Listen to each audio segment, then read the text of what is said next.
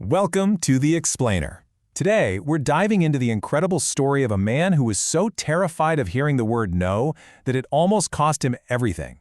This is the story of Jia Jiang and how he turned his biggest fear into his greatest superpower, all laid out in his book, Rejection Proof. So let's start with this question.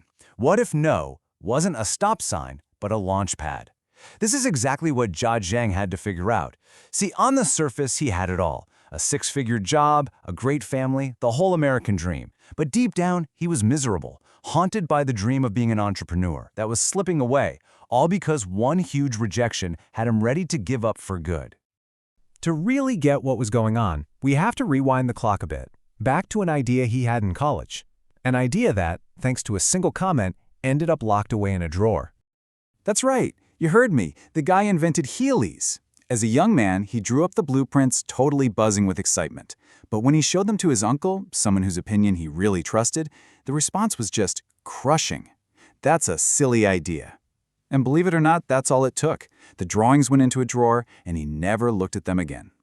Meanwhile, another guy, Roger Adams, took that exact same silly idea and turned it into a billion-dollar company. You can just imagine the pain of that. Seeing kids roll by on Heelys became this constant, gut-punch reminder of what he'd lost. That one fear kept him stuck on a safe but completely unfulfilling corporate path for years. He was doing the world's job for it, rejecting his own dreams before anyone else even had the chance. Well, thanks to his amazing wife, he finally took the leap. He quit his job to launch a tech startup, pouring 4 months of his life and all his savings into it. And then, the knockout blow. It came in a short, cool email. The investment he desperately needed, denied. The very rejection he'd spent his entire life running from had finally backed him into a corner. He was ready to quit, for good this time. But this time was different. Instead of crawling back into his shell, he decided to do something absolutely radical. He came up with this crazy experiment for himself. For the next 100 days, he was going to actively seek out rejection every single day and film the whole thing. His first attempt was pure, heart-pounding terror. He walks up to a security guard and asks to borrow $100. The guard, of course, says no, but then he asks, why? Jia was so panicked he didn't even hear the question. He just turned and ran. It was only when he rewatched the video that he saw the guard wasn't angry at all. He was just confused. So the next day, he tries something else, asking for a burger refill. He still got a no, but this time he stayed. He didn't run. The cashier kind of laughed, and he realized something huge. The key wasn't the no. It was his reaction to the no. And then came day 3. The day a simple trip to a Krispy Kreme donut shop would not only go viral, but would completely shatter everything he thought he knew about rejection and, people in general. He walks in with a request so ridiculous, so out there, he was positive it would get an instant no. He figured it was a perfect, low-stakes way to get his rejection for the day and walk out with some regular donuts. Easy, right? Or so he thought. But instead of laughing in his face, the shift leader, a wonderful woman named Jackie, just looked at him and took him completely seriously. She actually pulled out a piece of paper and started sketching, trying to figure out how she could make it work. Jia just stood there, totally floored, completely silent. About 15 minutes later, Jackie comes back with this custom box of 5 interlinked donuts, colored to match the Olympic rings. It was like a work of art. And when Jia went to pay for it, she just waved him off. "Don't even worry about it," she said. "This one's on me." She didn't charge him a single cent. This was it. This was Jia's light bulb moment, his road to Damascus, as he calls it. He realized that if he just had the courage to ask, these incredible things could actually happen. The world wasn't this big, scary, judgmental place he'd built up in his head. It was full of kind, creative people like Jackie, just waiting for a chance to connect and help out. Okay, so that raises a pretty big question, right? If people can be this surprisingly kind, why does the fear of hearing no feel so visceral, so physically painful? Well, the answer, it turns out, is literally wired deep inside our brains. It turns out that sting of rejection, it is not just in your head. Neuroscientists at the University of Michigan found something amazing.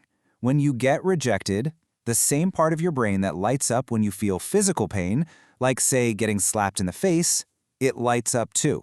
So that feeling of a gut punch, That's not a metaphor. Your brain is literally signaling an injury. And this is where it gets really fascinating. This fear is basically an evolutionary leftover. For our prehistoric ancestors, being part of the tribe was everything. It meant food, protection, survival. Being cast out, being rejected, that meant facing the wilderness alone, which was pretty much a death sentence. So, our brains developed this incredibly powerful alarm system. Rejection equals danger. Now, getting a no from a potential client isn't going to get you eaten by a saber-toothed tiger. But our ancient brain wiring still screams danger. It's kind of like a biological appendix. Mostly useless now, but boy, can it still cause a lot of pain. So now that he understood the biology behind his fear, Jia's experiments led him to a really profound realization, one that completely reframes what rejection even is. And this was his biggest breakthrough of all. A no is not a universal truth. It is not a final judgment on you or your idea. It's just an opinion. And more often than not, that opinion has everything to do with the person giving it and almost nothing to do with you. I mean, think about it. Their answer could depend on company policy, on their mood, their background, maybe even just whether they've had their morning coffee yet. You could ask 3 different people the exact same thing and get 3 totally different answers, because you're dealing with complex human beings, not vending machines. And this is how Jia's whole approach started to change. He stopped seeing no as a brick wall and started seeing it as the beginning of a conversation. So, the big question is, how can you start putting this into practice? How can you start building your own rejection muscle? Well, it all starts with one small, simple step. I want you to try one safe rejection this week. Ask for a little discount on your coffee. Ask for a small, slightly weird favor. Now here's the key. The goal is not to get a yes. The goal is just to make the ask, to stay in the conversation even if you hear no, and to prove to that ancient part of your brain that no matter what happens, you are going to be perfectly okay. Jia's journey really proves that when we intentionally knock on the door of rejection, that monster we've built up in our minds is rarely ever on the other side. Instead, what we find is kindness, we find opportunity, and we find a version of ourselves that is finally free to ask for what we truly want. So, what amazing things are waiting for you just on the other side of that fear?